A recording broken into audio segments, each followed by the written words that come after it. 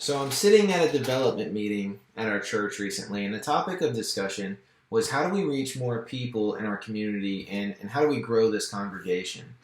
And the kind of consensus that emerged from that was that, we really need to focus on bringing in more families with young children. We need to beef up the youth ministry, make that more fun. We need to do more events with family fun activities. And most importantly, we need to provide childcare for every ministry and every small group as long as they meet on Wednesday. And all of those are important things. And as a parent of three small children, childcare and that family experience is a huge factor in determining where we make our church home. But it also occurred to me that while my family might cross the street and go to a different church because of a better childcare program, we're unlikely to start going to church because of the childcare program. In other words, if we weren't a church-going family, I don't think we would be coming to church just for the family potluck. It's not like the Methodists are just crushing this family game so hard that we're going to start coming to church. So it turned out that this conversation that was supposed to be about evangelism really wasn't about net new believers. We were discussing how to compete with those Baptists in their indoor basketball court. So I shared that reflection with several clergy members and with lay people as well. And through the course of my work, I spent a lot of time talking with unbelievers, and I've mentioned this kind of thing in those circles too. And what I've noticed from those conversations is two things. The first is that Christians and non-Christians are just uptight about evangelism. We're just uncomfortable talking about it. And the second thing I realized is that we need a better model for reaching out to an increasingly skeptical culture.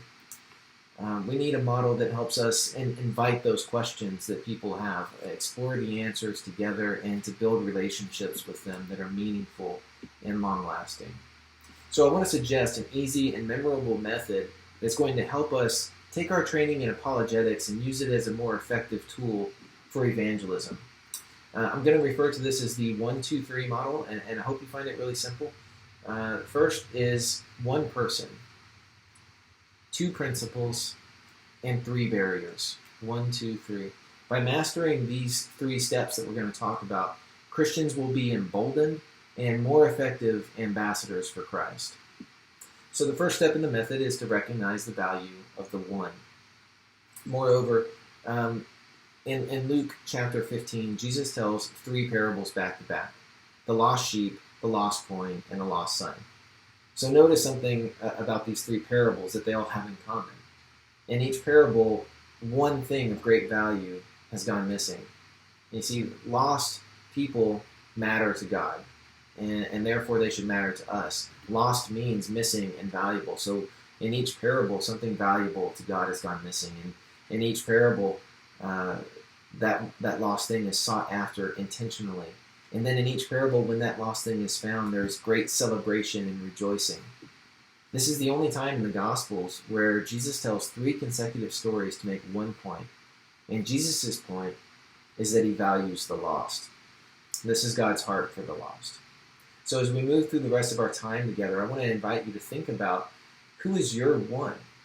We all have people in our lives that we would love to see come to faith that we're praying for probably. So write down that person's name or just keep it in your head as we move through the rest of our time. Now, the second step in the 1-2-3 model is to adopt two key principles.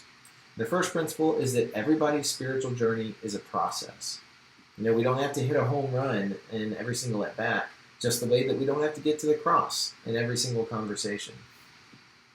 So if that's the case, then the second principle is that God is ultimately responsible for the results. So everybody's spiritual journey is a process, and two, God is responsible for the results. So if that's true, do we have to be scared to fail when we share the gospel? Do we have to worry that we might get a question that we weren't prepared for? And importantly for me, do we have to have everything in our life figured out before we can go and share the gospel? And thankfully, if the second principle is true, then we don't.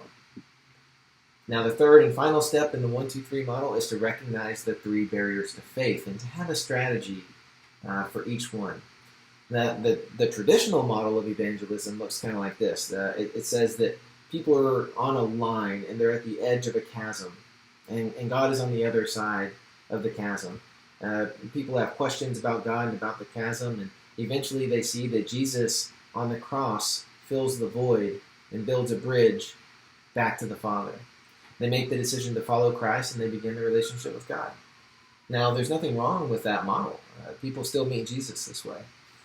But oftentimes in our culture, people aren't standing at the chasm at all.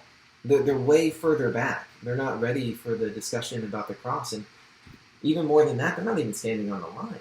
They're down in a hole, and we call that hole the emotional barrier. Oftentimes, these are people who've been wounded by Christians or by the church. They may be people who've experienced what they believe is pointless suffering. And all of that results in isolation. So the solution to this problem is relationship. The emotional barrier is typically overcome by someone cultivating a friendship and demonstrating genuinely the love of Christ. So we get out of that hole by presenting hope. As believers in Jesus, we have hope, and we extend that to others, and we show them that there is a way out, and then we walk with them to show them. So suppose somebody rises out of that emotional barrier, they're moving along that line, maybe towards the chasm, and then they hit another barrier to faith, and this one has to do with skepticism about the truth claims and trustworthiness of Christianity. This is the intellectual barrier, and very often it results in indifference. So the good thing is you guys know exactly what to do here. This barrier is overcome by honestly and intelligently answering questions, exploring objections together that the seeker raises about God and Christianity, and just having that credibility that comes from studying apologetics the way you have.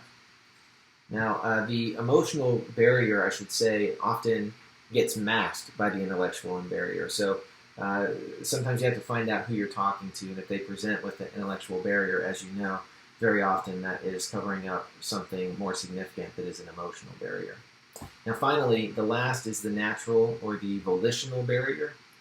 Suppose people work through their emotional and intellectual barriers, and yet they don't become Christians. This happens a lot.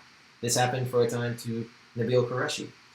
And sometimes it's pride or self-sufficiency or maybe a desire to continue living the way that they were before. But for whatever reason, they just stay away from faith. And I should note that this is a barrier that's common to all of us because we all have a sinful nature.